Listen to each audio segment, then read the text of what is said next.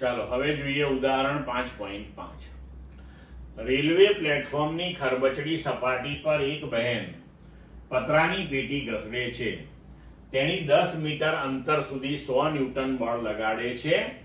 ત્યારબાદ થાકની માત્રા વધતા તેમણે લગાડેલ બળ રેખીય રીતે ઘટીને 50 ન્યૂટન થાય છે. પતરાની પેટીએ કાપેલ કુલ અંતર 20 મીટર છે. બેને લગાડેલ બળ અને 50 ન્યૂટન જેટલા ઘર્ષણ બળ સ્થાનાંતર દર્શાવતો આલેખ દોરો. બંને બળો વચ્ચે 20 મીટર અંતર સુધીમાં થયેલ કાર્ય શોધો. હવે જુઓ અહીંયા કે આપણે પેલા આલેખ તૈયાર કરવાનો છે. તો 10 મીટર સુધી બળ અચળ છે 100 ન્યૂટન. તો આ અચળ રેખા આપણે અહીંયા બનાવી 100 ન્યૂટન 10 મીટર સુધી. પછી 10 થી 20 મીટર બળ એ સમાન રીતે ઘટીને 50 થાય છે.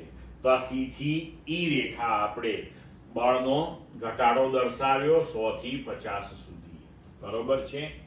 અને આપણને કહ્યું છે કે અહીંયા ઘર્ષણ બળ જે છે બરોબર એ 50 ન્યૂટન લાગી રહ્યું છે. તો ઘર્ષણ બળને આપણે -50 ન્યૂટન, કારણ કે ગતિને અવરોધે સ્થાનાંતરની વિરુદ્ધમાં હોય એટલે અહીંયા નીચે બતાવ્યું. અને એ છેક 20 મીટરનું સ્થાનાંતર થાય ત્યાં સુધી અચળ જ છે. તો આપણે -50 ન્યૂટને અચળ રેખા 20 મીટર સુધીની દર્શાવી. બરોબર છે. તો અહીં આપણે કુલ કાર્ય ગણવાનું છે. બરોબર છે.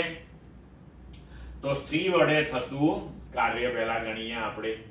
તો હવે જુઓ, સ્ત્રી વડે થતું કાર્ય તો લંબચોરસ ABCD નું ક્ષેત્રફળ અને સમલંબ ચતુષ્કોણ CEID નું ક્ષેત્રફળ. કારણ કે આગળ આપણે થિયરીમાં ભણી ગયા કે બળ વિરુદ્ધ સ્થાનાંતરનો જો આલેખ હોય તમારી પાસે તો બળનો આલેખ જે છે એ સ્થાનાંતર અક્ષની સાથે જે ક્ષેત્રફળ આંતરે, એટલે અહીંયા આ કુલ ક્ષેત્રફળ આટલું આંતર્યું એ તમને કુલ કાર્ય આપે.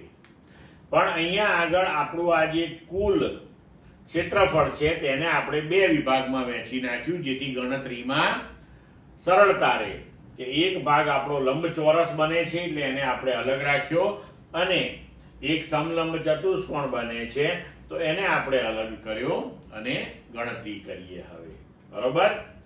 તો લંબચોરસનું ક્ષેત્રફળ એટલે AD ગુણ્યા AB અને સમલંબ ચતુષ્કોણનું ક્ષેત્રફળ એટલે હાફ ઇન્ટુ CD વત્તા EI ગુણ્યા DI ગુણ્યા પાયો. બરોબર છે. તો હવે આ બધા મૂલ્યો ગોઠવી દઈએ આપણે. તો A થી D એટલે 10 મીટર, A થી B એટલે 100, પછી વત્તા 1/2, CD એટલે પાછું 100, પછી EI એટલે આ 50 અને DI, તો DI બરાબર કેટલું થશે 20 ઓછા 10 એટલે કે આટલો ભાગ 10. બરોબર છે. હવે આને સાદુરૂપ આપો તો આપણને જવાબ મળશે 1750 જૂલ. ક્લિયર મિત્રો. હવે આગળનો પ્રશ્ન, ઘર્ષણ બળ વડે થતું કાર્ય. બરોબર. બીજો પ્રશ્ન આપણો. તો ઘર્ષણ બળ તો અચળ છે. બરોબર. તો હવે આ કિસ્સાની અંદર તમે જુઓ કે આ જે નીચેનો લંબચોરસ છે એનું ક્ષેત્રફળ સીધે સીધું તમને કાર્ય આપી દેશે. તો ઘર્ષણ બળ વડે થતું કાર્ય બરાબર લંબચોરસ AGHI નું ક્ષેત્રફળ. તો AG ઇન્ટુ GH. હવે AG કેટલું થશે તો કે -50, GH કેટલું થયું 20.